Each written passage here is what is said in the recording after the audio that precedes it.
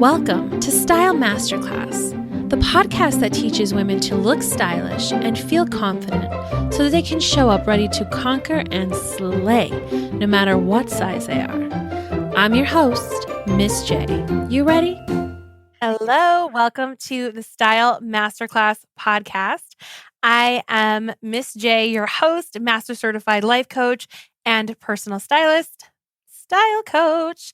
Today, we are going to talk about taking up space. Now, I've done episodes in the past about taking up space. This was in a holiday episode in the past. I also mentioned it in our beach series that we did in the past. This time, I want to talk about this in a little more of a nuanced way. There's taking up physical space, which I think is super important to know you are allowed to do. But there's also taking up sort of emotional space with your presence, with your very voice. And I think this nuance is super important to talk about. And then I'm going to show you how it relates to style. So let's talk about taking up physical space. If you are in a larger sized body, this is going to be something that you are very familiar with. I recently got on an airplane. I was going to Orlando, and I only fly first class now. And not because I'm bad and bougie, a little bit, but because it became physically uncomfortable to the degree that I had bruises on my hips, parts of my thigh, last time I flew non-first class. I was actually in business class, which is supposed to have more room. And I remember the gentleman sitting next to me. He had no problem taking up all the space. He was not a small person, but smaller than me, technically, taller, but otherwise smaller than me. And he thought it was perfectly okay to spread his legs wide, to clamp down the armrest so forcefully that he actually bruised my hip and part of my thigh. He had no qualms about taking up the space.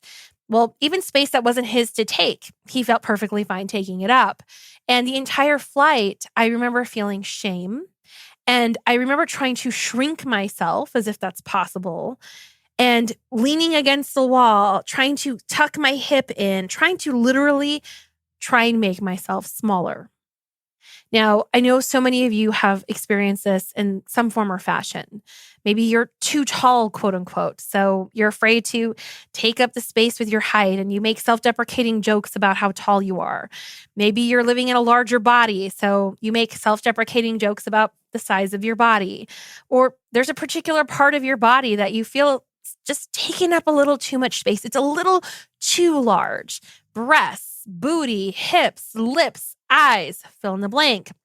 Even your nose, the size of your head. I have heard it all as a style coach. I want to normalize this for you. We all have a body part that we kind of think some things about. And it's not limited to just the overall size of your body. It could be a particular part of it.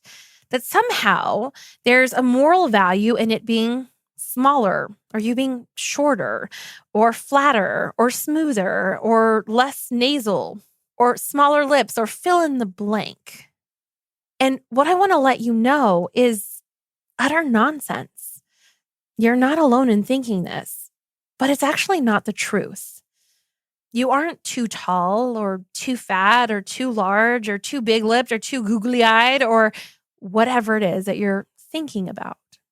Now, that's not to diminish your experience, because we live in certain cultures and certain places where it's considered normal or better to be smaller or have smaller insert body part. But that doesn't make it so. It doesn't make it truth. And it doesn't mean that it's a rule you have to continue to believe or live by. How do we know it's not truth? Well, depending on the decade you're in, there's a celebration of particular body parts as large, too large, small, not small enough. And it changes from decade to decade. The relationship with the breast has been a fascinating one through the centuries. Up, down, small, globular, whatever it is. That's how we know the present day adages that your breast should look a particular way, your nose or your lips or your hips or your booty. We know it's not truth because in the next decade, it could change. If it was true, it'd be true for all time. And that's certainly not the case with modes and fashion trends around body parts. So it's not true that it's too big or that you're too big.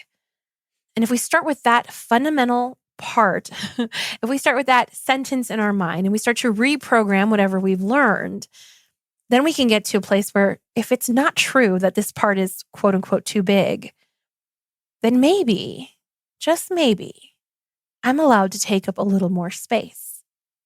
I'm allowed to take the armrest. I get half of it. It's mine. I'm allowed to be the height that I am. I'm allowed to have the sized booty that I have. My breasts are the size that they are. My nose, my eyes, they're the size that they are. They're human body parts. And that's how you start to reprogram your brain that there's something wrong. Nothing's gone wrong, my friend. You have some human body parts, and maybe you live in a decade in time where that's considered not so great. Doesn't make it true. So that's the physical space component. You are allowed to take up space. Your nose is allowed to be wide. Your eyes are allowed to be big. Whatever the case is, you're allowed to have the body part that you have, and it's allowed to take up space. The mass that it is not a problem until you think it is. Recognizing that there's going to be people who have thoughts. They're entitled to them. Doesn't make it true. Now, in terms of your voice or your presence, this is also something I was thinking about on my recent trip. I sometimes will go into large gatherings of people and be myself, irreverent, cracking jokes, being loud, laughing, dancing, cackling, sometimes snort laughing. And I have a fairly large presence. Now, that's not an actual objective criteria. It's just something we say. I have a large presence. And inevitably what happens for me, and a lot of extroverts might experience this as well, is the inevitable regret and remorse over something you've said. And then cue the over-rumination as if you could unsay it by thinking a lot about it. And what I realized during this week away with friends who are my friends is that I'm also allowed to take up space with my voice. I'm also allowed to take up space with the energy I bring into a room. And how do I know that I'm allowed to? Because I do. Now, I could try to quelch that part of myself. In fact, for the first 2 days that I was at this retreat in this place with my friends, I did try to quelch my voice and to be smaller and to not bring so much energy into the room. But guess what? It snuck out anyway. And my friends noticed that I was being kind of weird and they called me out on it. And God bless my friends. But really, it's not like I could maintain that for a long period of time without feeling absolutely miserable. And by day 2, I was pretty miserable. Locked in my room alone, crying to my husband that I wanted to go home. And not because anyone had done anything or said anything, but I thought that by quelching my voice, literally, and the energy that I was bringing, that I could somehow make everyone a little more comfortable around me.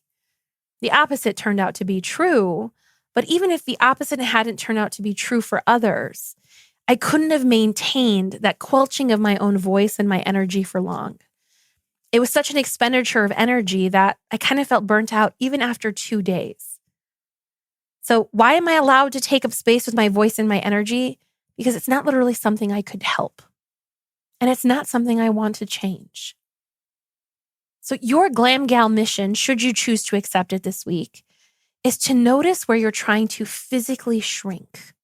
Notice where you're trying to emotionally shrink, where you're trying to squelch your energy, your fire, your voice, your opinions, your thoughts. It's a futile exercise, my darling. You will be burnt out and exhausted in the attempt. So if you needed a permission slip, here it is. You are absolutely allowed to take up space with your body, with your voice, and with your energy. If you want to learn more about how to work with me and how I help women own every room they walk into and build confident legacies, then come join me in Style Masterclass. You can go to judithgaton.com/style-school. Until next time, my friends, Miss J out. Thank you for listening to today's episode. To learn more about how to work with me, go to judithgaton.com. Click on the Start Here button to get access to my free personal style class.